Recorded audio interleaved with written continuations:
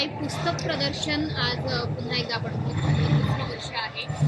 कसा प्रतिसाद मिळतोय आणि सगळ्यात महत्त्वाचं की तुमचं कुटुंब सुद्धा आज पुस्तक प्रदर्शनामध्ये काही खरेदी करतंय?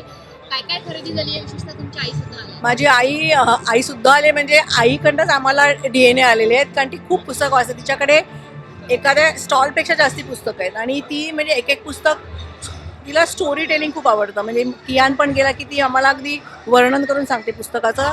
तर तिने लिहून आणली, लिस्ट आणली की तिला आज कुठची पुस्तकं नवीन विकत घ्यायची आहेत आणि ती 83 वर्षाची काठी घेऊन शोधते स्टॉलवरती की तिला पुस्तकं कुठच्या वेळी ती मिळत आहेत.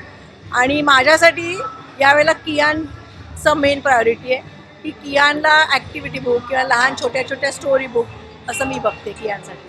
नक्की या पुस्तक प्रदर्शनामध्ये मराठी पुस्तकांची जी लहान मुलांची विशेषतः जी मराठी पुस्तक असायला हवी त्याची संख्या कमी दिसते. त्याची संख्या वाढवण्याच्या दृष्टीने पुढल्या वर्षी काही प्रयत्न केले जाणार आहेत जाणीव? तेच मला राजसाहेबांनी सांगायला लागेल की कमी आहेत, खरंच कमी आहेत.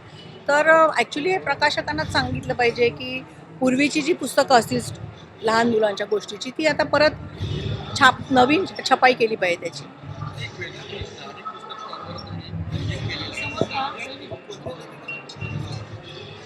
पु ल देशपांडे मग मी आता सांगितलं, पु ल देशपांडे तुम्ही कधीही कुठूनही काढून वाचू शकता. त्यांच्या ऑडिओ ऐकू शकता. टी व्हीवरती त्यांचे जुने ब्लॅक अँड व्हाईट आहे ते बघू शकता आणि मनमोकळे हसू शकता घरी बसून. हे पु ल देशपांडे मी कधीही बघू शकते. पण मला पुपुल जयकरांचं इंदिरा पुस्तक पण खूप आवडतं. एक हिटलर म्हणून पुस्तक आहे दुसऱ्या लेखकाचं, तेही आवडतं.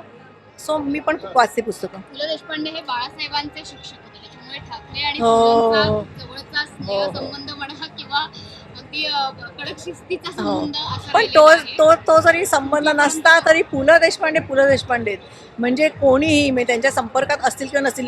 मी नशीबवान आहे की मला पुलंचा सहवास मिळाला, कारण माझे वडील पण थोडं नाटककार असल्यामुळे आमच्या घरी पुलंसारखी सगळी लोक दिग्गज मंडळी येऊन गेली आहेत. आम्हाला भेट झालेली आहे, आम्ही बोललेलो आहोत. सो पु ल देशपांडेंना काय म्हणजे पर्यायच नाही माझ्या दृष्टीने.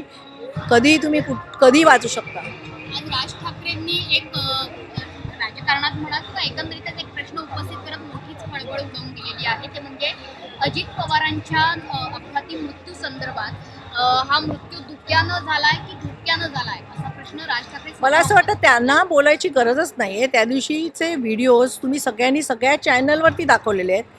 तिथे कुठेही धुकं नव्हतं. शेवटचा तर एका माणसाने मोबाईलवरती काढलेला जो व्हिडिओ आहे त्याच्यात पण तुम्ही बघता की ते विमान तिरकवून पडलं आहे, म्हणजे ते लँड झालेलंच नाही आहे आणि ते धुकं नाही आहे.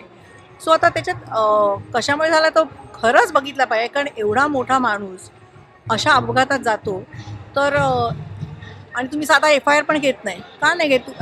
म्हणजे रोहित पवार कोणावरती ॲलिगेशन करत नाही आहेत कुठच्या एका पक्षावरती किंवा कुठच्या एका माणसावरती. सो जर हे ॲलिगेशन कोणा एकावरती नाही आहे तर तुम्ही का घाबरताय? पोलीस का घाबरतायत? मी पोलिसांना विचारते की तुम्ही का घाबरताय? तुम्ही FIR तर घ्या. FIR घ्यायला काय आहे? असं थोडंच रोहित पवार म्हणतात की मला ह्या माणसावर संशय आहे किंवा असं कुठे आहे? FIR बरं तुम्ही रोहित पवारचा जर FIR घेत नसाल तर आमच्याकडे अशा 100 केसेस येतात की दररोज साधा माणूस जातो की आमची केसच घेत नाहीत पोलीस. असं नाही झालं पाहिजे ना. पोलिसांचं काम हे गुन्ह्याचं निवारण करण्याचं आहे, मग तो लहान माणूस असो किंवा मोठा असो.